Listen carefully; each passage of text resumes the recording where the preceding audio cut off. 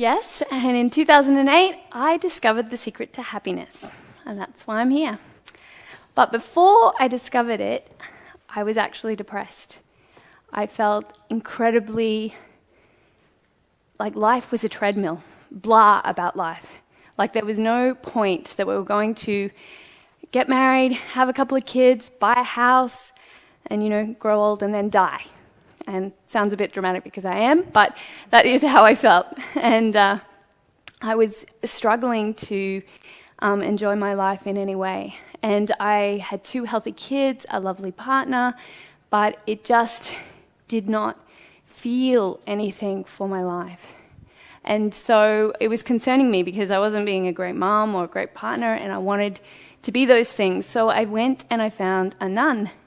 I'd heard about this lady who was helping people with some counseling and kind of spiritual direction sort of stuff. And I'm not Catholic, but I wanted a whole new perspective. And she certainly gave me that.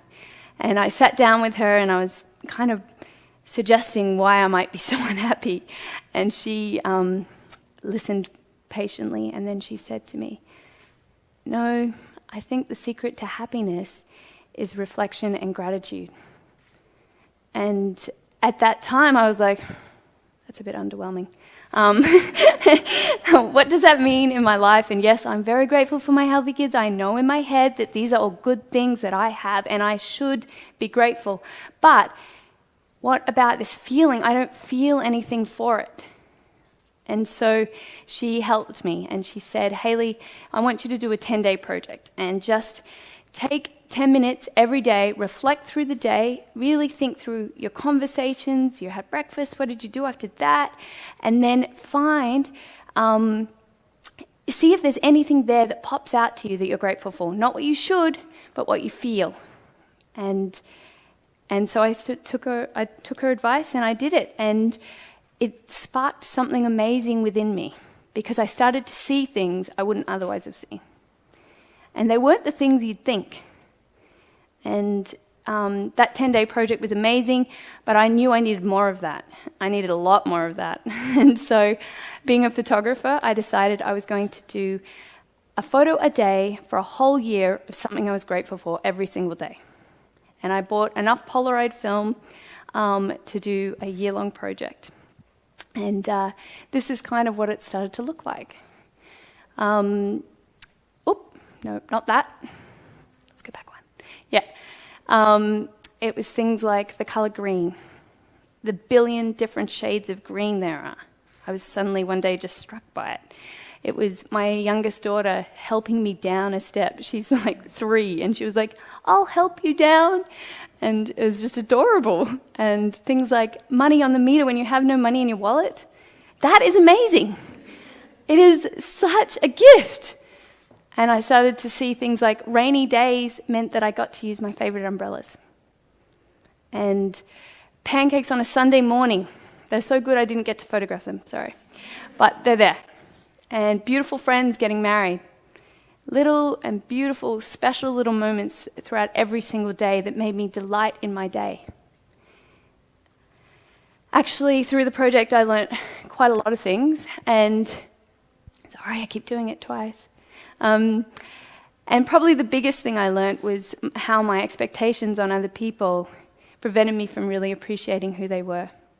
Namely, my husband, who is here, and I'm going to say it, he's not very romantic.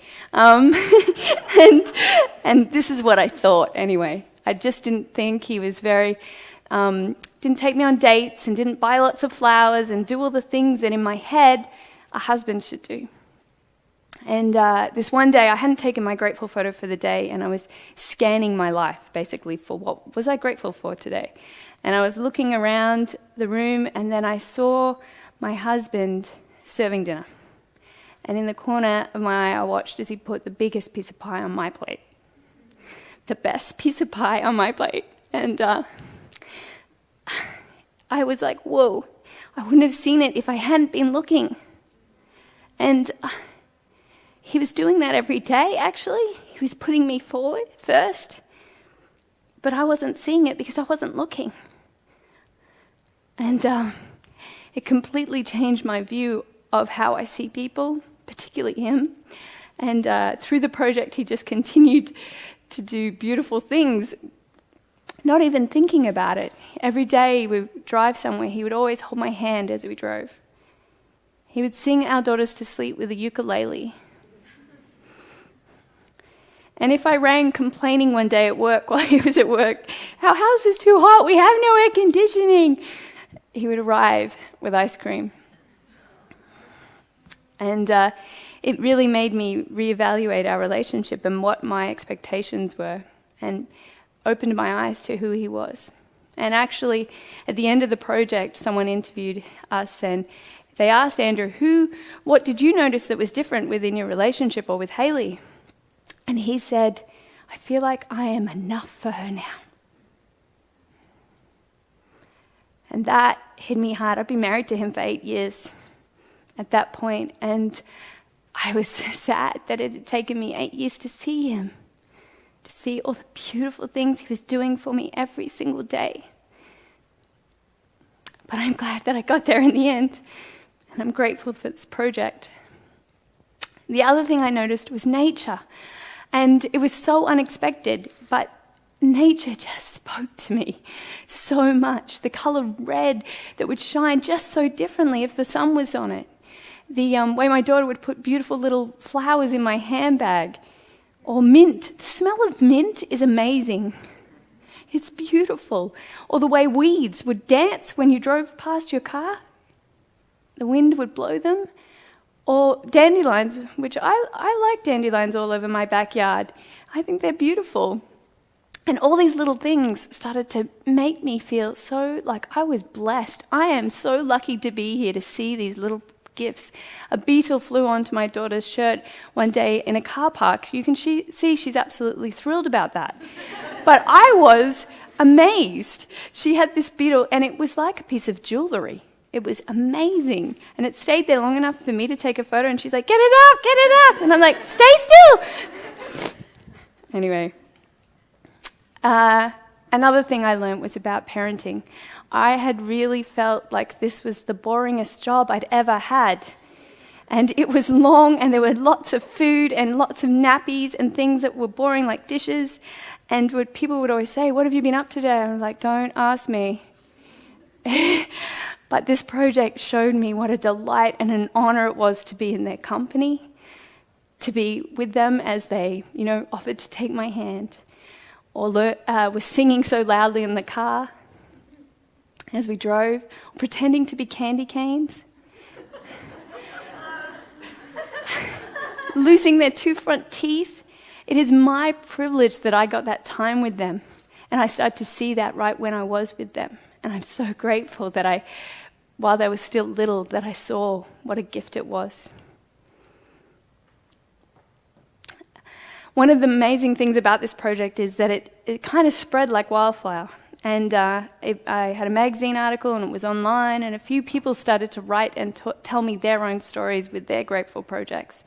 And it's been a complete honor to have that. And this particular person is Amy Gill, and she and I have become good friends, but she wrote to me an email one day, not long after she had given birth to twin daughters, and one of them, 24 days later, died of a heart complication.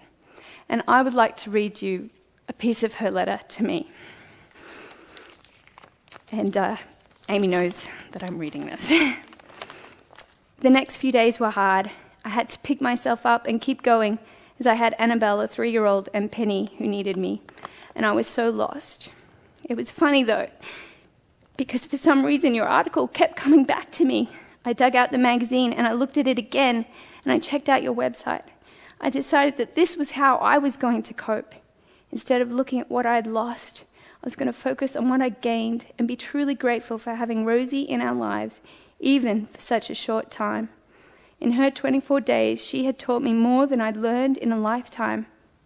I was grateful for the chance to hold her, to feed her, to bath her, and tell her that I loved her. No longer would I take the small things for granted in my life. Life is too short, and I decided that each day I would count my blessings, and so my grateful project, Count Your Blessings, began. And now I've taken 73 blessing photos, and I'm truly grateful for them. The project has gotten me through such a hard time. Yes, I still have my moments of sadness, but I have so many more moments of joy. I've chosen to be happy, and this week I've been looking back at my album and reflecting on where I've come from. And I want to thank you, Hayley, for being an inspiration. For you, I am truly grateful. Amy. And I cannot tell you what an honor it is to be part of someone's story in that way. And Amy really reminded me that even in the hard things in life, that we can choose to be grateful, that we can find the most amazing treasure in the most awful things. And you really do find what you are looking for. And in my life, when I have had hard times and things go wrong, I've really found that gratefulness has helped me learn the most I can possibly learn, and appreciate everything that's happening, and to find the gold in the mud. And now I really, when I look back on my project and actually my life, I see delight, I see beauty, I see a life I'm incredibly rich and grateful for. And it isn't that I own a house, and it isn't happiness outside of me, it is within me. And I've learned that that is where my happiness is, it's in here. And through this project, I've surprisingly been able to help other people find that too. And that's been an absolute honor. Thank you very much for having me.